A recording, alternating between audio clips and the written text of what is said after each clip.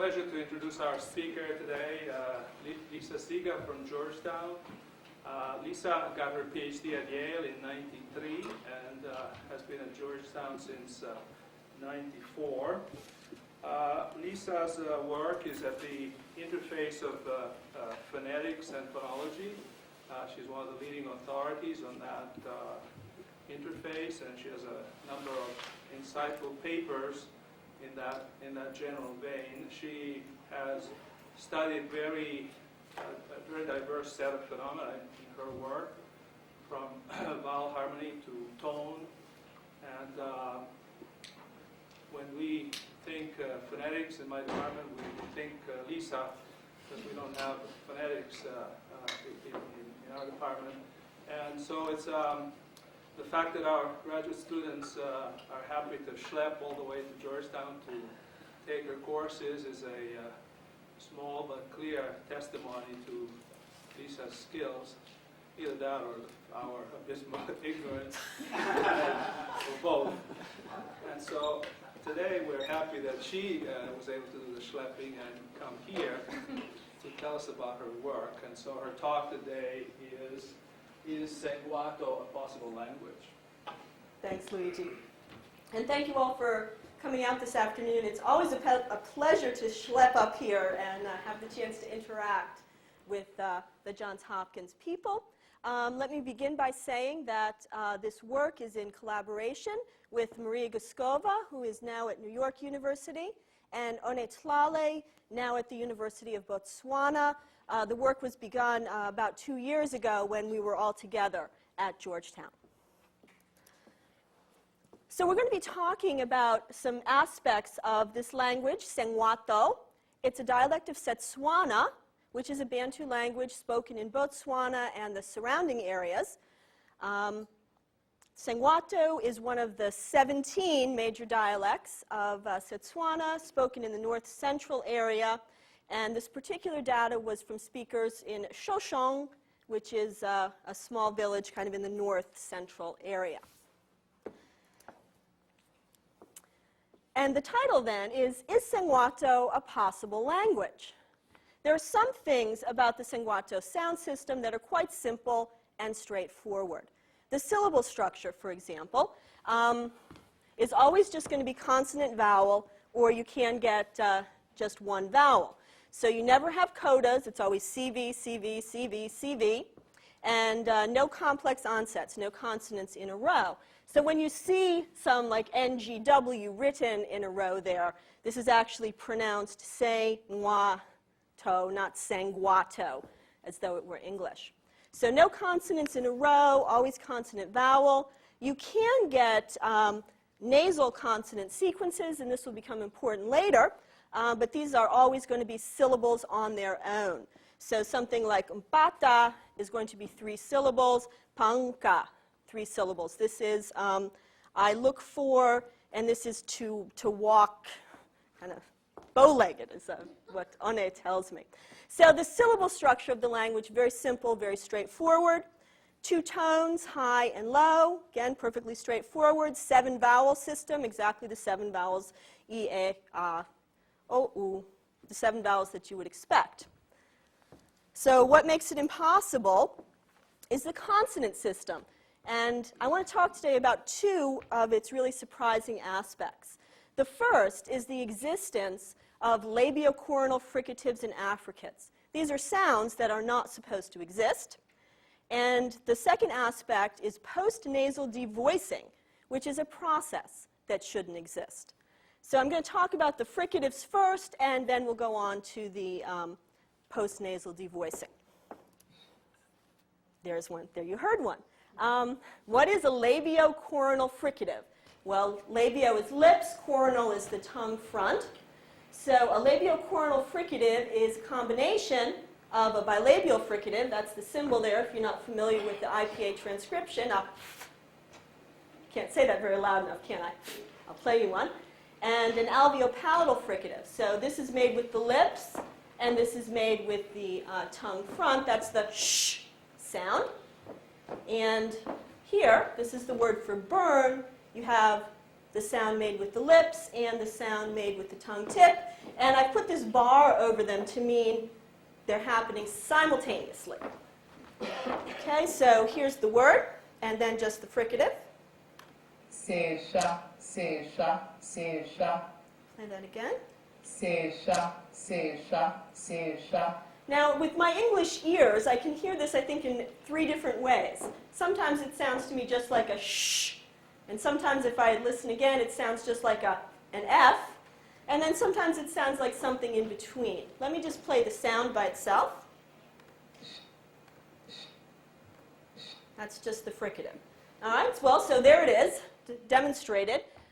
So what's supposed to be so impossible about a labiocornal fricative? Well, according to Ladifogan and Madison in their survey of the sounds of the world's language, which is considered to be definitive, they argue that there aren't supposed to be any of those. These should be impossible for articulatory, acoustic, processing, and cross-linguistic reasons.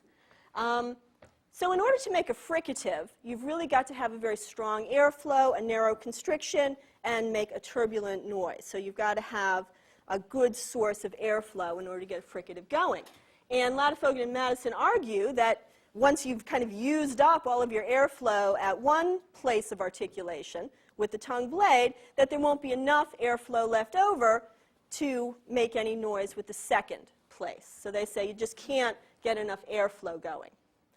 They say there's an acoustic reason, that if one is high-pitched and one is low-pitched, all you'll ever hear is the high pitch. You'll never hear the low pitch. So you won't be able to hear the two. Therefore, it will be poorly distinctive. It's going to sound just like the high-pitched one. And then, cross-linguistically, in all of the languages that Ladifogan and Madison looked at, which are a lot, they didn't find any doubly articulated fricatives. They did look at one claimed case in a neighboring language called Sepedi, and they discovered that what people called a doubly articulated fricative was actually a sequence. So first you did the F, and then you did the sh. And so they pulled the two things apart. Okay, there's again. However, when we see what's going on in Sengwato, we do find that this is two sounds made at two fricatives made at the same time. So here's a picture of the lip position there, and you can see that there's definitely a constriction of the lips, a very narrow opening here where we're getting turbulent airflow through the constriction at the lips, the of the sound. And here's a spectrogram. I think you guys are familiar with looking at these. Yeah? Okay. So this is of the word seifsfa. And here we see the S, very high-pitched. And here is the spectral information with the doubly articulated fricative. And what I want you to see here is that this is flat all the way across. We're not changing midway. So this is a single articulation. Whatever's going on here is not changing midstream. So again, I'll play them for you.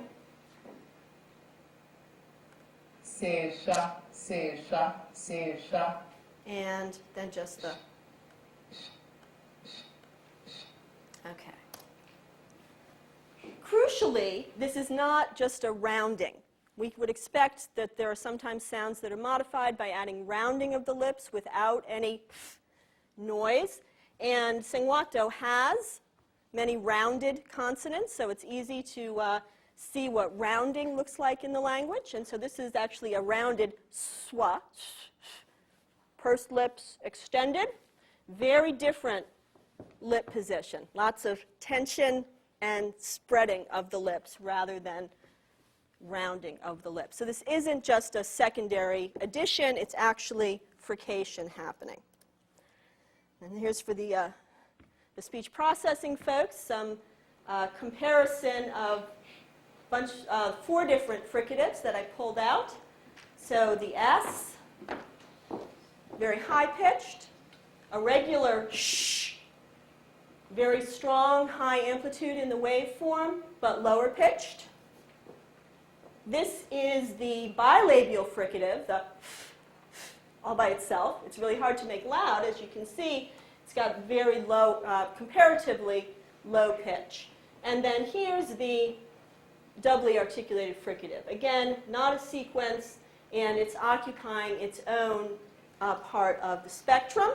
So spectra down here, right, you're familiar with these diagrams, frequency along this line, amplitude along this, and each of the four fricatives has its own part of the spectrum that it occupies.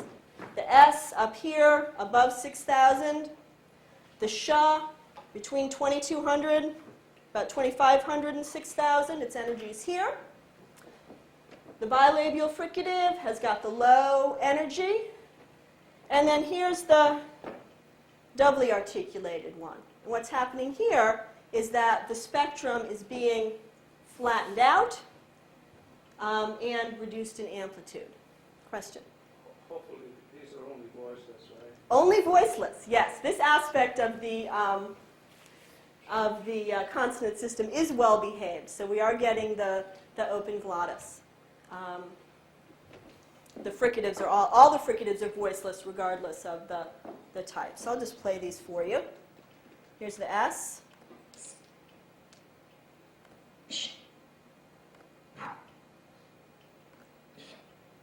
The of particular interest probably is to compare these two. So again,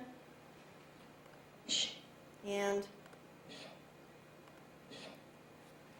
can you kind of hear that it's the you have to hear it with non-English ears, I guess, to hear the combination of the two. But it has both the low frequency from the bilabial and also higher frequency information. Okay, so there they are. They exist. Yes, all kinds of questions. Okay, go ahead. You want me to go back? Sure. If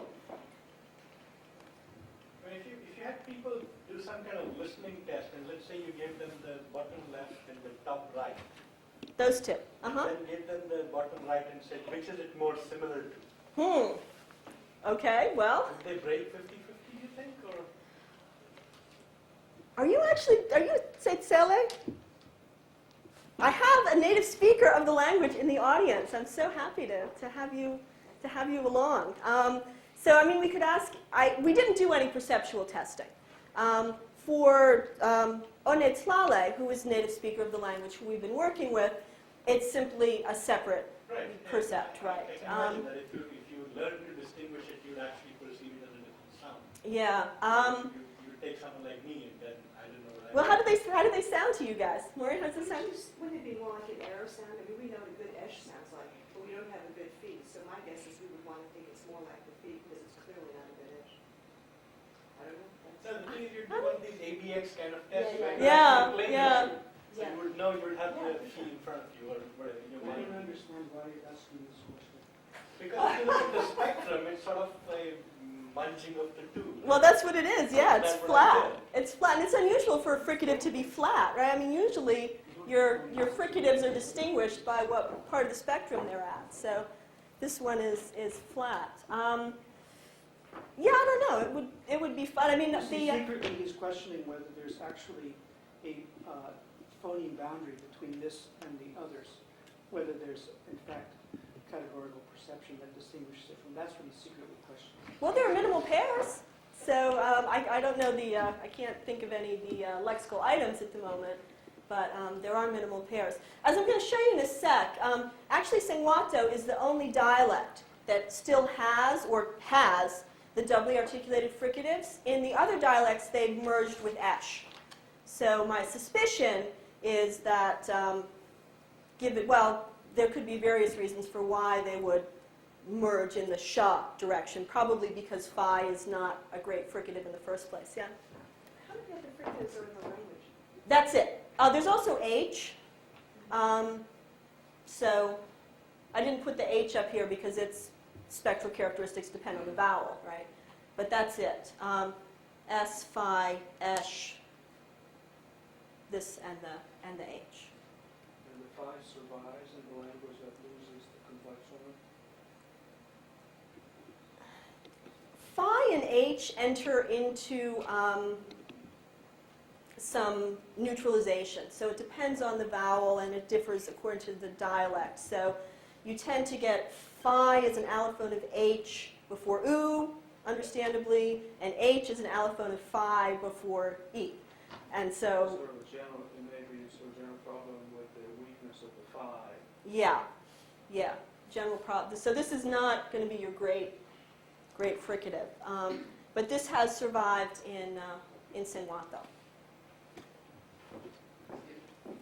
Yeah? I thought in the previous example you had the phi followed by the hash. Oh, they Both are meant to be right at the same time. So there isn't any. There is a sign in mathematics when you do these integrals on a contour, it's like this. That's what I need. Yeah, I should have put a line over it. And the linguistic sign is the ligature, but actually, as I was putting the talk together, I couldn't find the font to make the nice ligature, so just kind of should write them on top of each other. That's what I should do. So there they are. They really exist, contrary to Latifogan and Madison. So that's kind of surprising and fun to discover a sound that isn't supposed to be out there. But really, in terms of the phonology, in terms of what we as linguists think about the sound system, it's not really surprising that such sounds should be out there. So I'm going to follow an optimality theory view of phonology and argue that the sound systems of the languages of the world should be predicted by the interaction of different kinds of constraints, essentially markedness constraints, which say don't do hard things like make labiocoronal doubly articulated fricatives, and faithfulness constraints that say do what's specified regardless of how hard it is. Stick to what's specified to do. And so, of course, some languages will choose the easy way out.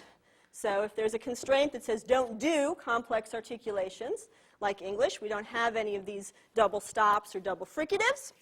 So we're a markedness language with respect to this. Other languages, it's predicted by the theory that there ought to be languages out there that will do what's specified regardless of how hard. So just some examples. As I had said in the other dialects of Setswana, we have the specified double articulation actually is pronounced with a sha. So whenever you get the cognates, so to burn in the other dialects is say sha, not say sha. I'm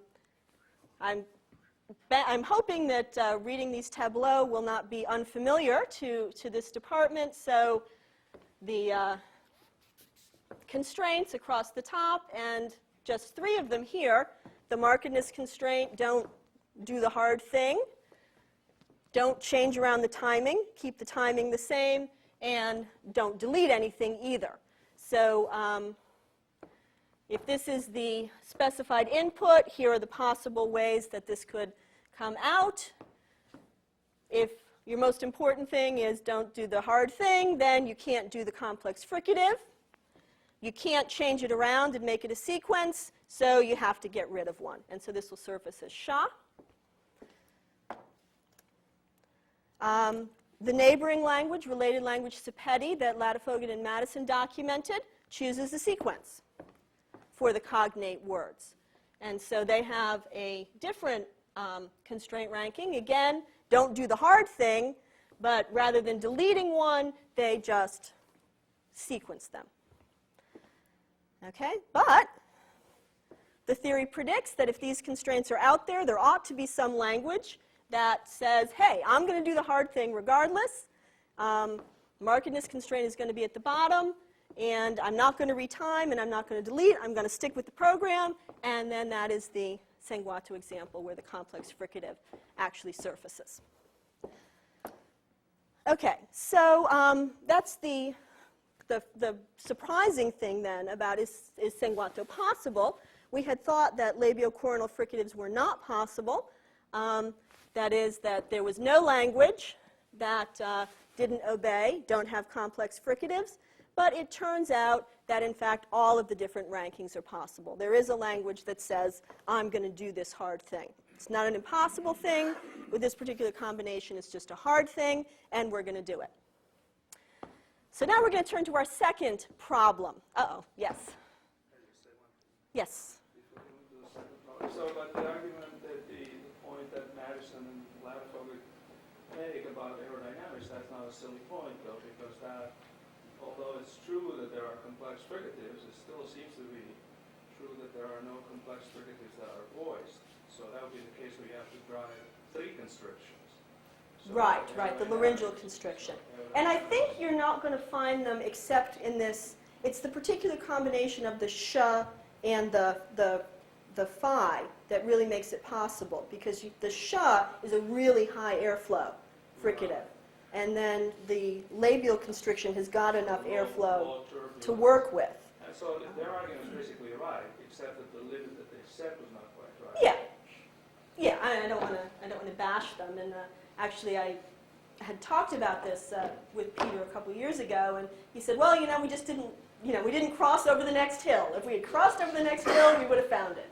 So, and I said, I didn't even have to go to South Africa. She came to me, and there it was. So, right. So this actually is the less interesting proof, right?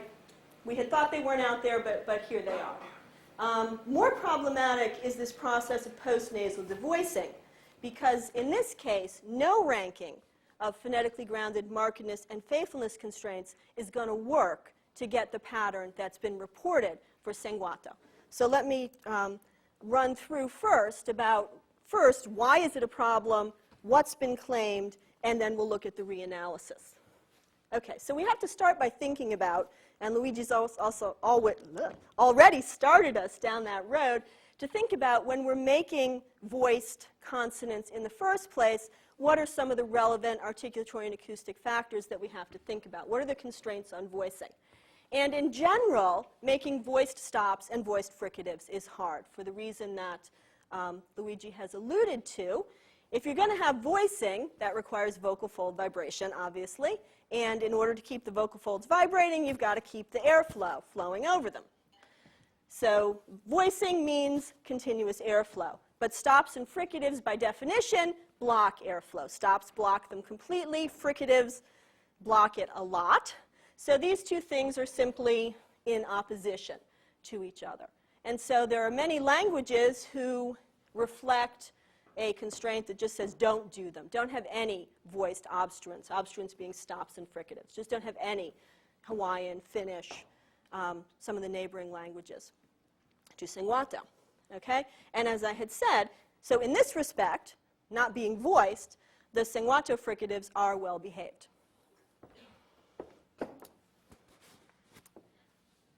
We can look in a little bit more detail at this constraints on voiced obstruents, and just how difficult it is to make a voiced obstruent depends on where and how the obstruction is made, and I'm relying on phonetic work of Ohala, Westbury and Keating, and more recently of Bruce Hayes.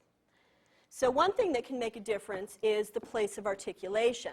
So B is actually easier than D is easier than G. The further forward you are in the mouth, the more room there is for the air to keep coming out of the larynx. So if you're going to make a G back here in the back of the mouth, you've only got this much space before the airflow fills up and stops. But if you're over here, you're going to make a B, then you've got another 10 centimeters to fill up with air before the airflow stops. So the further forward you are in the mouth, the more room you have behind the constriction, you get more airflow, voicing can keep going longer. Position in the phrase makes a difference. If you're in the middle of a phrase, preferably between two vowels or two voiced things, it's just easier to keep the vocal fold vibration going, but it's hard to get it going at the beginning, and it tends to stop at the ends. So position in the phrase makes a difference, and of particular concern to us today is what consonants are around is going to make a big difference. Particularly, coming after a nasal makes voicing much easier than coming after another stop or fricative. So the influence of nasality is mostly Hayes's work. And so he argues from the phonetic point of view that voiced stops, the ba, da, and ga, are the ones that are preferred after nasals mn and ng. Why should this be? Well, first off, just because making a nasal opens up the whole new cavity up there in the vocal tract, and there's just more airflow then over the glottis during a nasal. So more airflow, more voicing.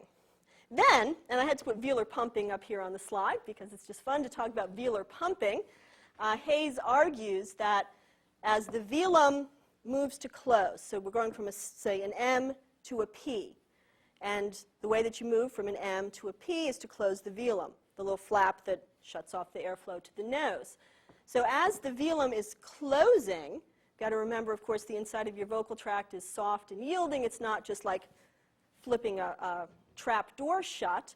You'll get closure, which will stop airflow through the nose, but there's still going to be some more tension and moving up. So the velum will hit closure and then kind of close up real good and tight because the vocal fold walls are yielding. And this movement, that's taking place after the M part is stopped, actually is going to have this pumping action. It's going to pull air up through the vocal folds and create voicing during the stop.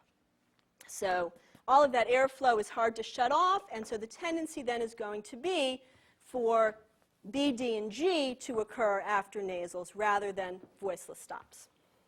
And we see the effects of this in all kinds of languages. So just a couple of examples from the literature.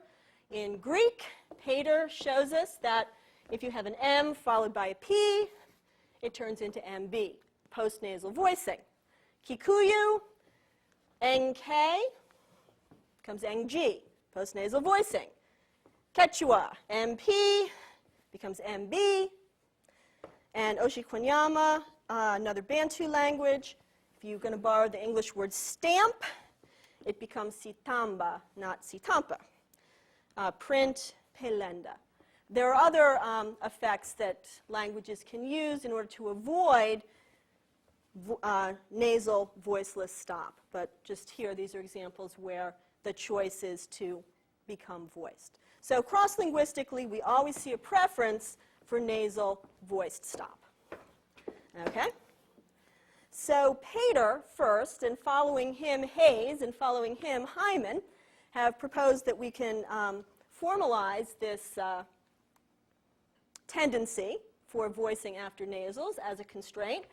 Pater actually calls it star NC with a dot underneath, but I'm not real good at fonts, so I'm actually going to follow Hyman's usage and call it star NT, because T is just a little easier than C with a dot underneath.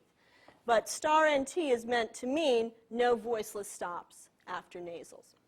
So if this is part of our grammar, this is one of our markedness constraints, some predictions follow. There are going to be some languages for which star NT is going to be high ranked, and they will simply forbid MP from ever occurring. It'll change into MB or something else. And these are languages like Quechua and Kikuyu, like we just saw. Well, there are going to be languages that allow MP, that are going to take the faithfulness ranking as higher and say, I'm going to allow MP. But if you're going to allow MP, you've also got to allow MB. So this is languages like English that say, okay, I'm going to keep the specified voicing regardless of the environment. There's going to be no change. So we have camper and amber and enter and ender and anchor and anger. So we have languages like Quechua. We've got languages like English. But no language should prefer MP. No language should take MB and turn it into MP. Things first. The three constraints. Star NT, right? No good. So even though B is hard, and even though it involves changing voicing, we're going to change P into B and get comma. That's what Quechua does. I'm going to call don't change voice ID voice. Are you all right with that? Ident voice, keep voice identical. So that works for Quechua. Here's English. English is the one, oh, I forgot to change it down here. Don't change constraint names. ID voice is highest, so if you have MP in the input, you say MP. If you have MB in the input, you say MB. So that works. Constraints are happy. But, oh, back up. Okay. Sure. So This is English. the not B is because in Camper there's a P. The constraint, yes. So the star V constraint that says voiced stops are hard.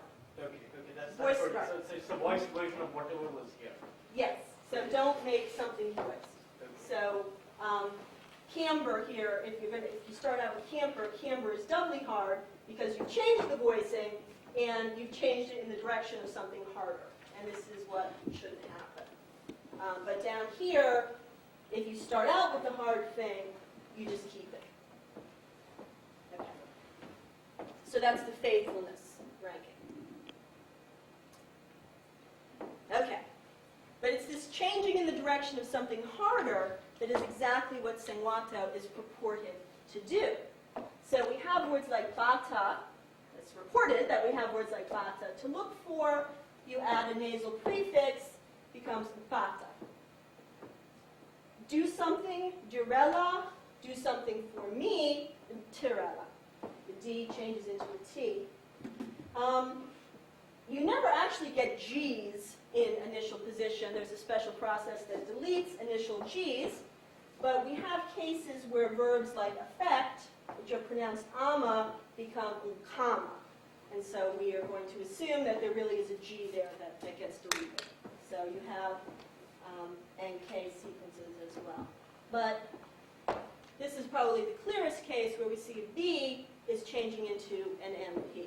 And it's exactly that no matter how we rank our constraints, it's not going to work. Okay, so we can get bata to turn up as bata. That's easy. If we have don't change voice, ID voice is highest, then bata will turn into bata. But if that's the highest constraint, then mbata should also surface without a change. So mbata will map to mbata. So I put in yellow the real winners, and I put in red the bad outputs. So it can't be the case that Sengwato was just saying don't change mbata. All right then. What if we put another constraint higher? What if we put, okay, don't be B? Well, that will get rid of mbata and make mbata change into mpata, but it will also make bata change to pata. So we can't get both with the rankings that we have. And of course, star NT isn't going to help because star NT also is going to say don't change mbata to mpata. Okay, that's what I just said. No constraint ranking will change MB into MP because this violates both markedness that Hayes et al. Have argued for. Don't have postnasal voiceless stops and faithfulness. So you're making a change, and you're making a change in the direction of something more difficult. Okay, so if we're going to stick to the OT concept that we ought to be able to predict all sorts of natural languages by the interaction of phonetically grounded markedness and faithfulness constraints, then this is a problem because it doesn't seem that we can make any of these constraint interactions come up with the right answer. And so people like Oden in 2003 cite Hyman's analysis here and suggest that this data shows that the typological predictions that OT makes are not correct, and that we shouldn't consider this sort of typological prediction as we're thinking about linguistic theories. And even if we don't care too much about linguistic theories, it is interesting to think about, wait a minute, why is Sengwato the only language that does this? Okay, so Hyman says, well, all right, Sengwato exists. We've got to do something about it. So he says, all right, what we need is something that says mbata is bad. We've got to stop mbata from being the winner. We need something that says mbata is bad. So Hyman says, okay, well, we'll make up a constraint that says don't have a voiced stop after a nasal. Well, okay, so that's simply the exact opposite of star NT. And Hyman says, okay, normally this is going to be low ranked, so it's not going to make a difference. But sometimes it comes up to the top of the hierarchy, and we get languages like Setswana. So this is Hyman's analysis. His new constraint, star and D, don't have voice stops after nasals. Doesn't tell us anything about just a straightforward B. So we can just say, all right, don't change voice. is more important than don't be a voiced obstruent. So bata maps to bata is fine. But here, we have our new constraint, star nd, says you can't say mbata, and so mpata turns out to be the winner. Okay, so is this the end of the story? We just say, okay, Hyman, you've solved the problem, new constraint, star nd, end of talk? No. Star nd is pretty problematic. If star nd is a real constraint, why don't we see its effects more often? Why do we see all of these languages where star nt is the high one? And more than that, I mean, maybe that's just chance, but more than that, ND is problematic in that we now have two exactly opposite constraints. Our constraints are supposed to be phonetically grounded. There's supposed to be a reason why the constraints exist. So star ND says MB is harder than MP. Star NT says MP is harder than MB. So how can they both be true? So we would be happy if star ND weren't needed. So what I want to do for the rest of the talk then is to take a closer look at Sengwato in particular, and ask, does this really support star MD the way Hyman argues it does? And our data suggests that it doesn't. Little background first on the Setswana stops. In some ways, a straightforward system, aspirated PTK, and this is based on the description of Hyman and also of other descriptions of the literature. The stops that are written as simple PTK actually turn out to be ejectives, which is interesting in itself. These are lot of closure there, and then B and D. So one of the first things that we notice is that voice stops are really marginal in this system anyway. There's no G at all. D occurs only under a very special set of circumstances, and then B is the only one that occurs phonemically, contrastively. Okay? So voice stops are marginal. No G at all, so if we're going to borrow an English word like guard, the G is actually borrowed as the K. So guard, kahi. But what about the D? D does surface, is sometimes pronounced. Am I doing something bad? Okay. D is sometimes pronounced, but only in words where it's derived from L. So we have a regular change where L is pronounced as D if it occurs before high vowels. It's actually both E and U. So the word for to rot is bola, but if you add a high vowel suffix, the L changes into a D, and you get a bodile. Similarly, if you're going to borrow an English word that has an L in it, like police, it turns into a D, podisi. Okay? What if you have a language, if you're going to borrow a word that has a D in it? In fact, D actually gets borrowed as T. So an underlying D gets changed into T. So this is a borrowing from Afrikaans for expensive. And the only time you actually get a D is as a variant of L. So G is off the map, no G's at all. D's are really special. So the only voiced stop that's left is the B. So actually, for this talk, I'm going to stick to B, because this is the only one that's really robust. So we're going to talk about the aspirated, ejective, and voiced labials. We can say that the absence of G, actually, if you recall, remember G's are the hardest voice stops to make. They're furthest back. So it's not really terribly surprising that G's missing from the inventory. D is harder. D is definitely harder. It also alternates with T. So we get Durella, do something for me.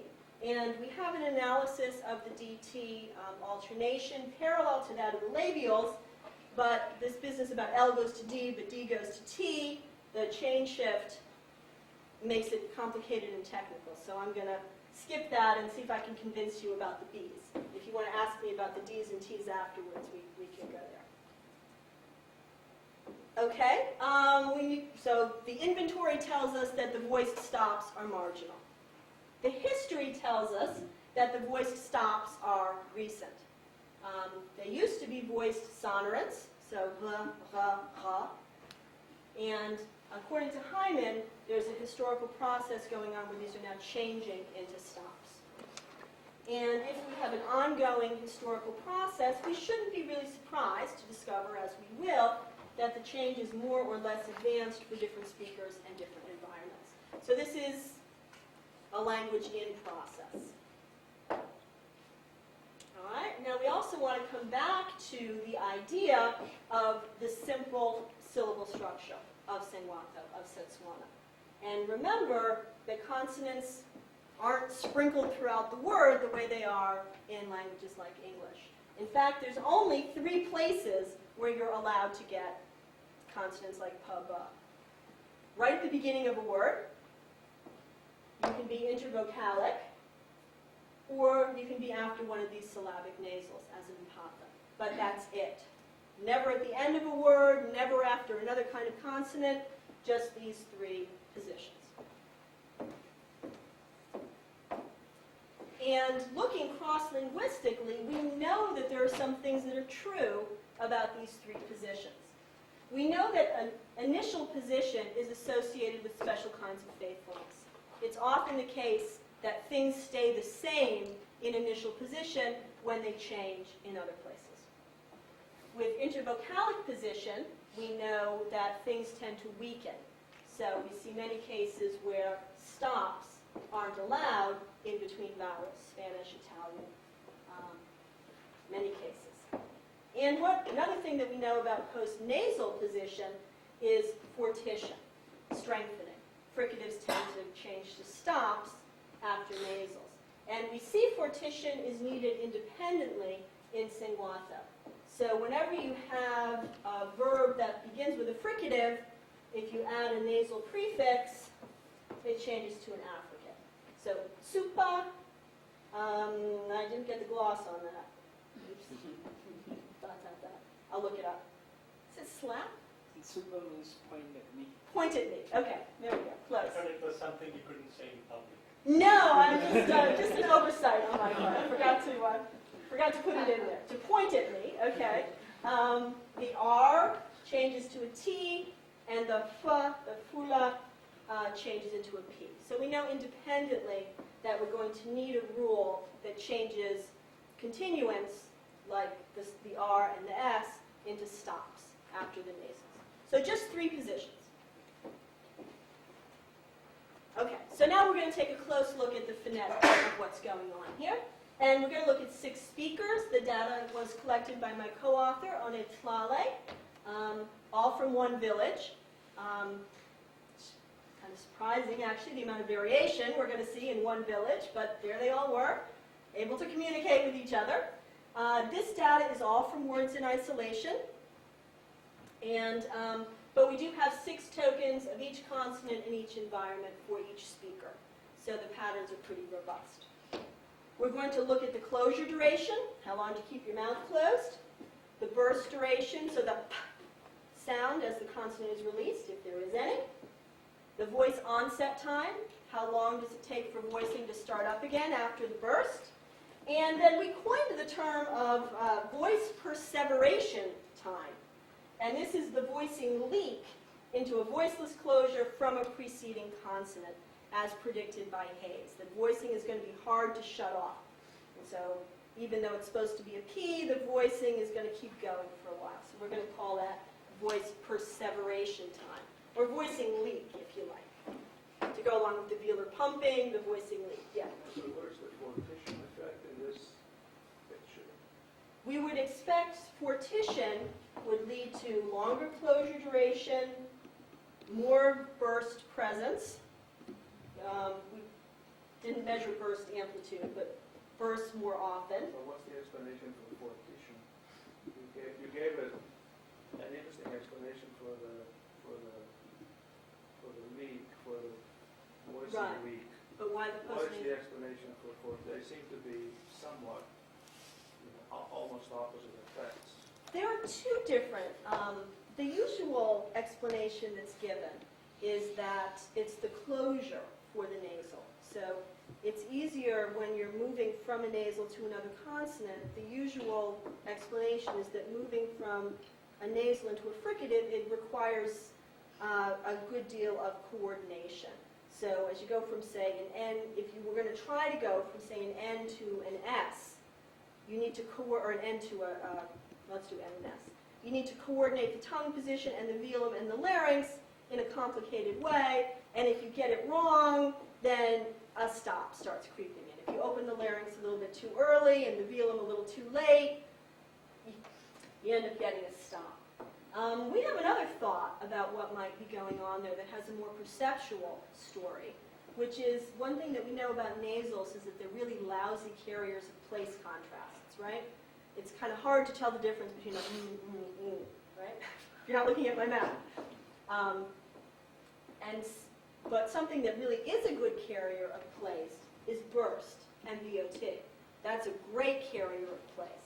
And so we think that fortition might be about the nasal wanting to be near something that will really have place. So it may be those two things working together. I'm kind of leaning towards the perceptual account for a reason that might become evident later.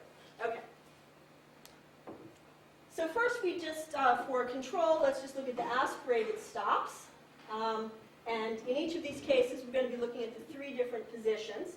This is means over all six of our subjects. And the main finding here is that aspirated stops stay aspirated, 80 milliseconds after the release till the voicing starts. So pa, ta, ka, stay pa, ta, and ka, regardless of where they are. So this is not hard to analyze. There's a high-ranked constraint that says if you start out aspirated, stay aspirated no matter what. So we're good with the aspirated stops. And that's that. It was with the voiced and ejective stops where we suddenly saw all of this variation. There was considerable variation by subject, both in the sound that's written B, how that came out, and in the realization of the contrast between the ejective and the stop. And the crucial point for the talk here is that the difference was not voicing. The difference was not voicing. In fact, our argument is that rather than calling this a voiced and voiceless contrast, that it's more accurately a fortis-lenis contrast. The strong versus the weak. For example, Korean is usually analyzed along those lines, though it's not exactly the same as Korean. And the strong versus weak can have varying phonetic implementations. Sometimes it involves voicing, but not always. So let's look at some of the variation. Okay, we had 6 speakers, and they actually did 3 different things. We had 3 general devoicers, 1 Leniter, and 2 positional devoicers. But, crucially, among our 6, nobody did post-nasal devoicing.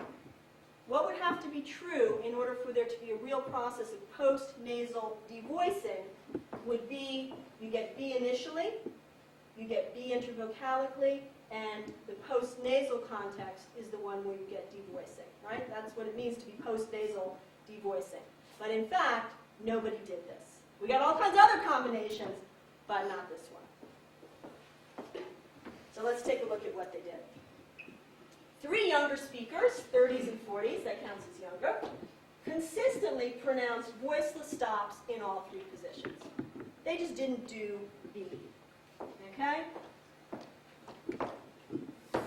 These are not voiced. And this was really quite a surprise. When One brought her data back, she was showing me these files, and here's the voice stops. I'm like, they don't look like voice stops to me. And indeed, there's no voicing in any of the 3 environments. Here's the measures. This is now over the 3 devoicing speakers. And as you can see, voice onset time is very short. The voicing started right after the release, but was never negative. There was no voicing during the closure for these speakers, not in any of these positions.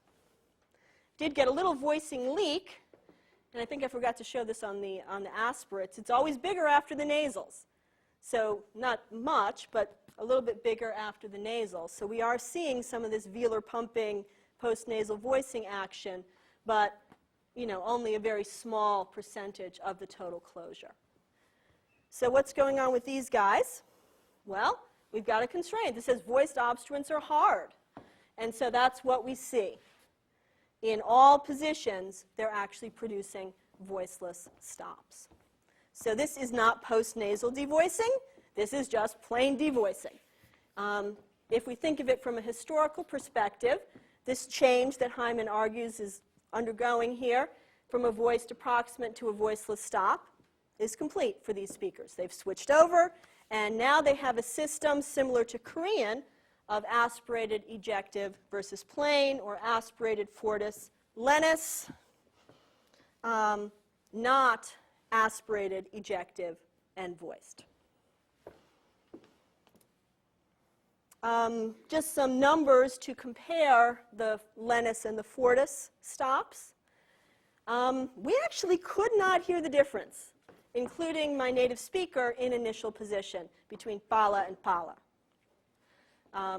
Couldn't hear that difference at all in initial position. Intervocalically, you can see the big difference is in the closure duration. These are more like geminates, and these are singletons. And postnasally,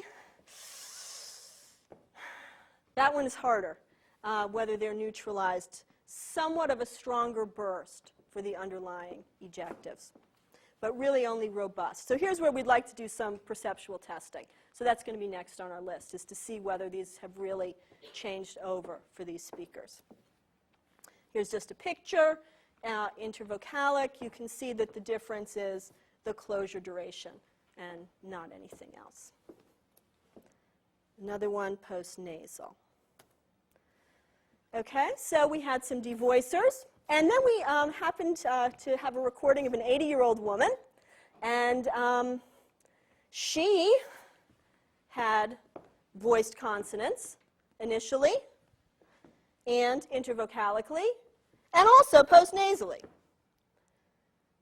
It does die out after a little bit, but more than 50% voiced. So she consistently pronounced voiced consonants in all positions. You can see here that this, however, is not a stop. We're getting formant structure in here. This is actually an approximate realization. Similarly, here, the spectrogram didn't, can you see the formants on that? It's not coming through very clear. Here's the numbers. 123 milliseconds of voicing in initial position. So these are definitely voiced. 111 milliseconds intervocalically, but not closure. No closure. So these are the approximate realizations, initial and medial.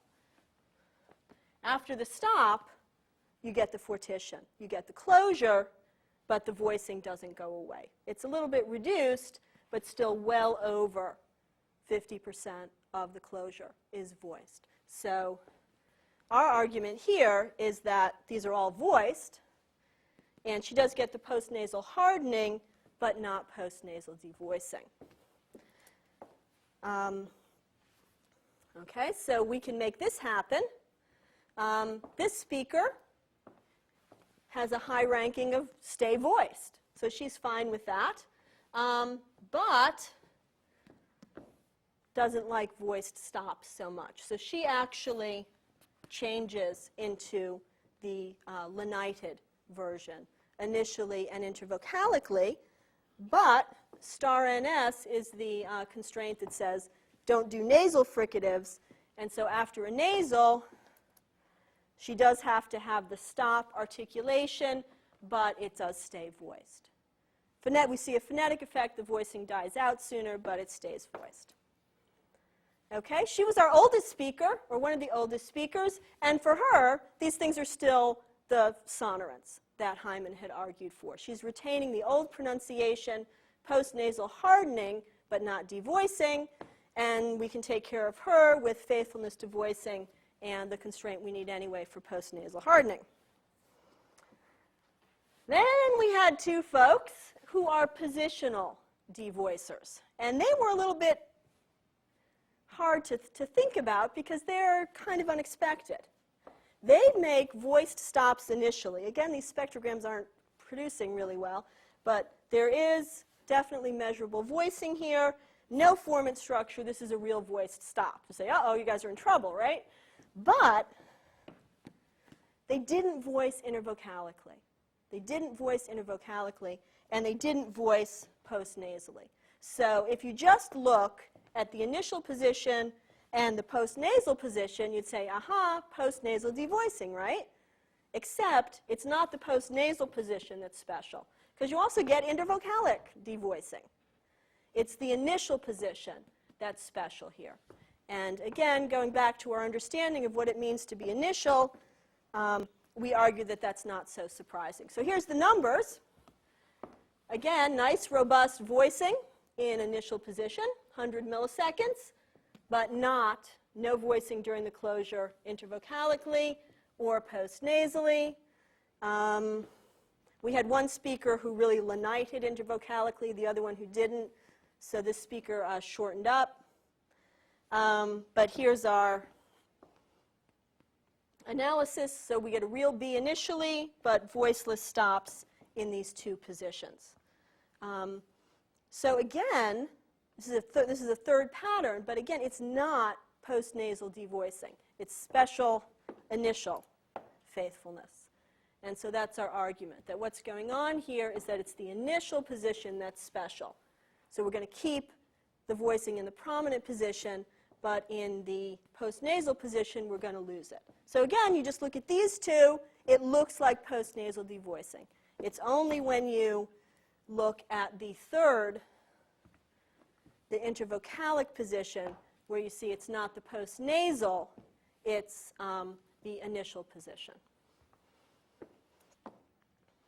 Okay? So our analysis here is that, again, this is a sound change in process, and this sound change is delayed in the prominent position.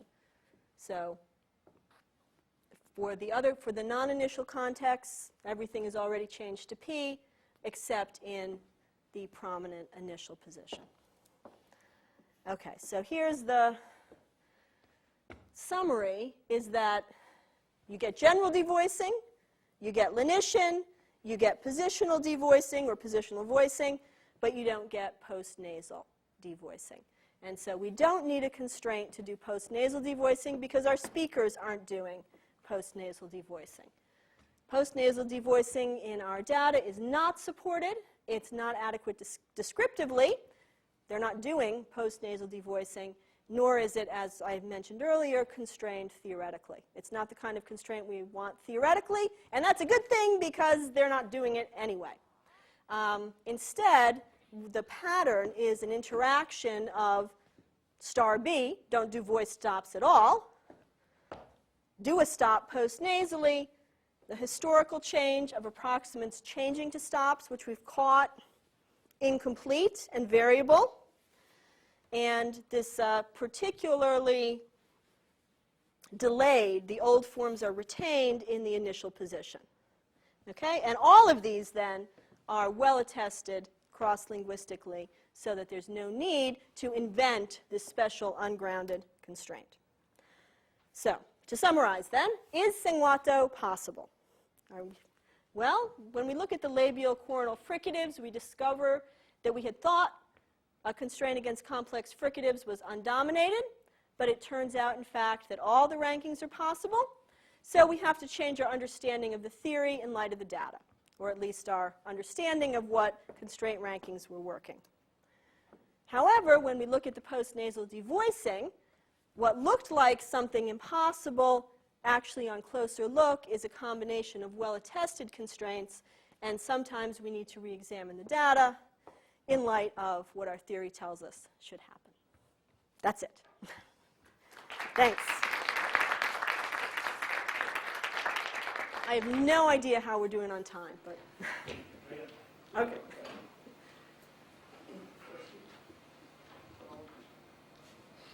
How'd I do? Does that sound like a language that you're familiar with?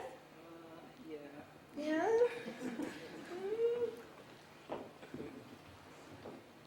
record you later. Yeah, Luigi. Well, your analysis depends on, how well defined is your model for fortition. Yes. Because you have to be able to say, for some reason, the nasals are going to be able to suppress, to cancel the source of frication noise in a following obstruent, but they're not able to force canceling of the voicing. That's just another obstruction, like the one that produces frication. So what exactly is it in your model that makes that prediction that you can do one thing but not the other? Well, two answers. One of which is just to wiggle out of it and say, regardless of the postnasal devoicing, fortition is a separate process. So we see S changing into S, and we see F changing into P. Yeah. So regardless of what we say about devoicing, we've got to say something about fortition. Right, but if we could say, okay, Yeah. from now on, fortition includes devoicing. So unless you have a model that predicts, right? I think, as I said, I'm leaning in this direction, that my model of fortition is about getting yourself a burst. I know if Maria were here, she would want to talk about the idea of scales, that you have a hierarchy of things that are good in different positions. And so it's bad to be a continuant after a nasal because that doesn't carry place very well. So we want to have a burst. And among things that have bursts, the best things are going to be those ejectives. Okay? That's kind of part of the problem that I swept under the rug that makes me realize that it's not postnasal devoicing that's going on here, is because I don't have to turn these things just into voiceless stops. I have to turn them into ejectives. Right? So it's a change from a B into a P. You get the beautiful burst that's happening with these. So that's why I think it's about having a burst. And we actually see the effects of the postnasal voicing of the velar pumping. So it's not really canceled. It's not that the velar pumping doesn't happen. You do get partial voicing here. You can also see it with the woman that I call our laniter. When she actually makes a real stop, the voicing is allowed to die out 75% of the time. So I think my model says the crucial thing is to get a burst. And then the voicing is just allowed to happen or not happen. That we don't have a constraint that says, let me see if I want to say that, be voiced. I think I do. I think the voicing is just going to happen or not happen. If it's a short, weaker closure, if it's a sonorant, it's going to happen. If it's a stronger closure, it's going to sort of happen and then it's going to die out. So the voicing is just going to happen. So I think my model is, let's see if it makes you happy, fortition is about getting a burst and voicing just happens or not. That it's not about postnasal voicing or postnasal devoicing. It's about hardening.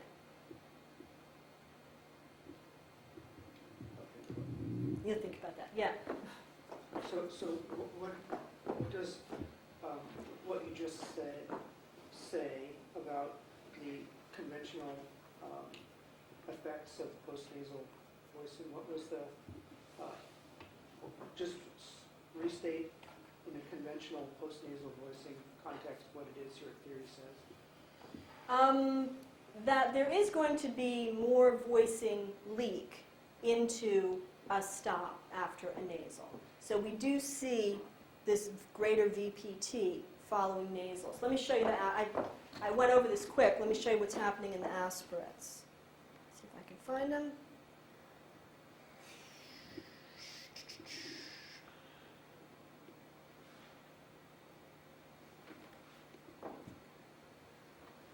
So even for the aspirates, we're still getting more voicing following the nasals than following a vowel. So this is Hayes about the velar pumping.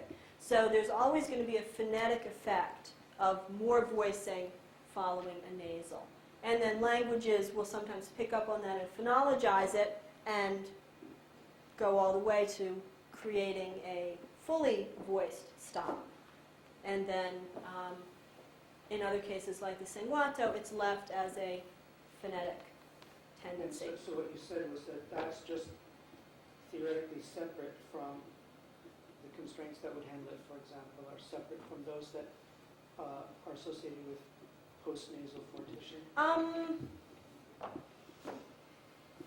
I'm not sure I want to use the word separate. I think there's really three constraints that are going to interact and are going to give different patterns. So there's a general markedness constraint that says don't be B.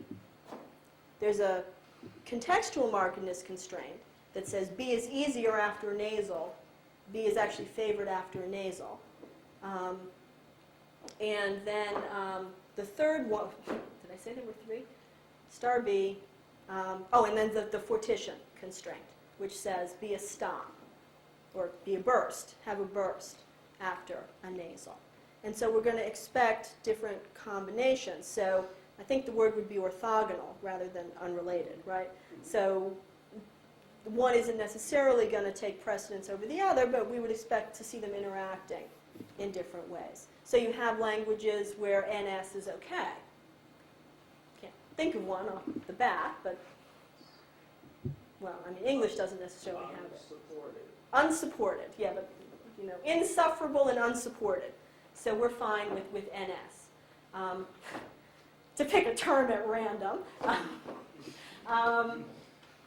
Then there are other languages like the Sengwato where S becomes the tsa. Just taught this in Phonology 1, so I ought to be able to remember other cases of Lithuanian, right? Lithuanian has the deletion of fricatives after nasals. Kikuyu is postnasal hardening where the ha goes to G. Hara becomes ungorite, but stays voiced.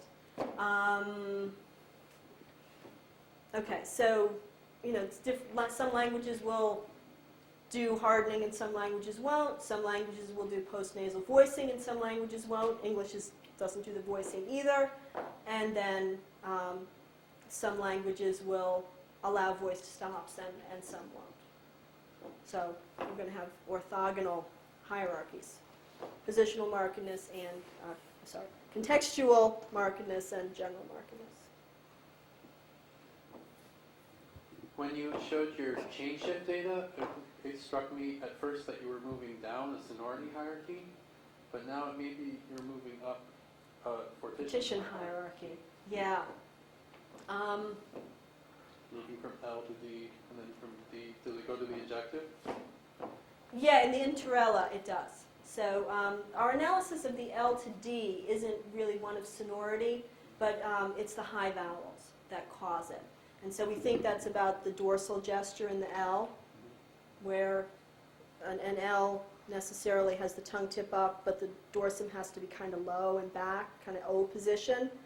And so we've got to do something about that regardless. I'm not sure I've got a great model of what's wrong with Li and Lu. Maybe Maureen can help me out with that. Why is lay, la, lo are fine, and Li and Lu has to go to D and do? But that's really clear in the language. That's there. So you get those Ds just in those contexts. So our guess is it's about the tongue shape, that it's somehow incompatible tongue shape. So we don't actually analyze that in terms of the sonority.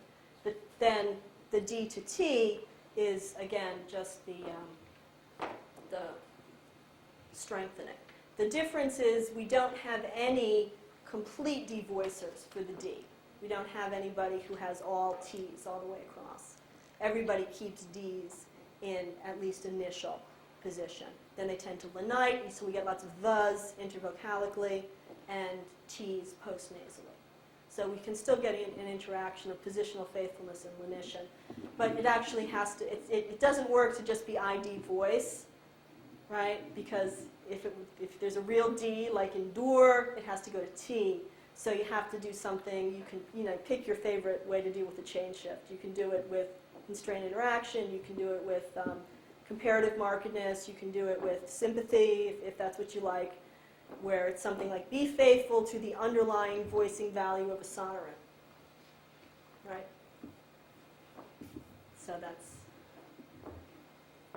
you can do that, it's just hard. Yeah. So is your view of what's happening post-nasally, can it be integrated with the requirement on place of nasals? You said that you think the motivation might be about place, and since there are requirements that place of the Right. nasal must agree with the place of a following obstruent, or if there is no following obstruent, the nasal has to delete because you can't have it doesn't contribute its own place. Do you think that there's a way to actually have a sort of single story which gives you both? I would hope so. I think so. And again, I think Maria would go in that direction, the idea of a hierarchy. And so you could think about what's the best kind of consonant to have after a nasal, or the best thing to follow a nasal. And it would probably go nice, clear, bursty stop. Okay, I'll take any kind of stop. Nothing is okay. Fricatives, yeah, not so great. Actually, I'm getting a little weaker down there at the end of the hierarchy. I'm not sure exactly how to chip around. Fricatives, I'll take. Nothing, Vowels are okay. Vowels are okay. Interestingly, the nasals in the language are either onsets or they're going to be syllabic.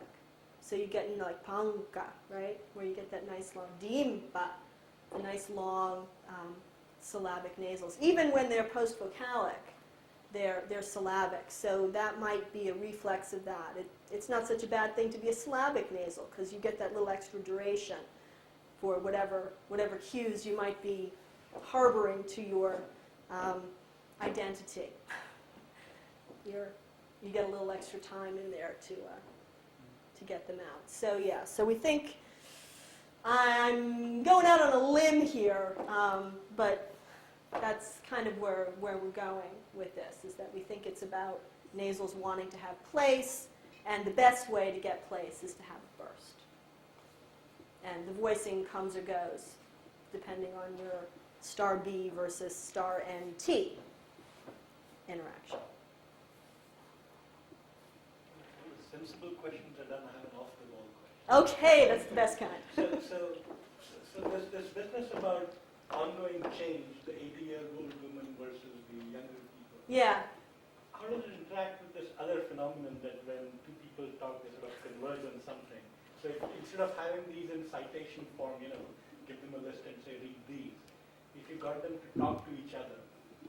Yes, Converging? that's a really good question, and I'm hoping that One, now that she's back home in Botswana, is actually going to go and collect some more data.